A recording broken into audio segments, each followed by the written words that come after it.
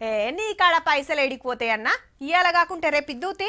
అరే 4 గంటలే కదా తమ్మి, మిత్తియకుంటే మాయలే గాని అసలు చదురు చాలు. అది సుత నీకు ఈలైతేనే. ఉత్త లక్షకే ఎందుకు బాధపడుతున్నావు? అంత తిప్పలైతే మాఫీ చేద్దాంలే. ఏంది అట్లా చూస్తారు? అప్పిచ్చినోళ్ళు గింత నిమ్మలంగా మాట్లాడతారా? తీసుకున్నోళ్ళకి తెలుస్తాయి గా కష్టాలేందో అంటురులే.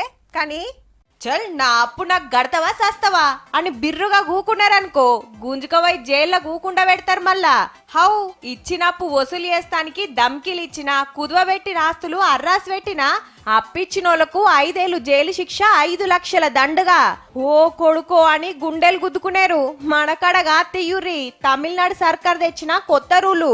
అసెంబ్లీలా బిల్లు పాస్ చేసి గవర్నర్ కు పంపిస్తే ఓకే అయింది. ఇదెక్కడి కథరు? అప్పిచ్చి అడగొద్దంటే ఎట్లా? బతిమ్లాడి తీస్తారా అనేరు.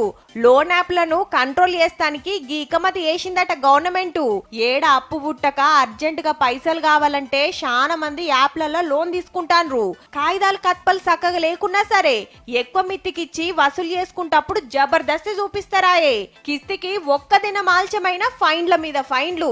అట్ల సుత కట్టకుంటే చుట్టాలకు దోస్తులకు ఫోన్లు వేసి మీ ఓడు అప్పు కడతలేడని ఇజ్జత్ నలుగుట్ల నాదానై పానాలు తీసుకున్నోళ్ళు బొచ్చడు మంది.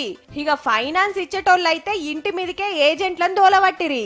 గందుకే పబ్లిక్ ను గిట్ల గోస పెడితే పట్టుకవై జైల్లేస్తాం, 5 లక్షల దండగా కట్టిస్తామని గొట్టు రూల్ తెచ్చిందన్నట్టు తమిళనాడు గవర్నమెంట్. ఇదంతా అడ్డగోలు మిత్తిలు గుంజేటోళ్ళకే, పబ్లిక్ కు కాదుల్లా. దోస్తులకు చుట్టాలకు సుతా గిదే రూల్ అంటే ఎంత పెద్ద ఆపతైనా ఎవ్వరికి ఎవ్వరు ఏకాని అప్పియర్ మళ్ళా.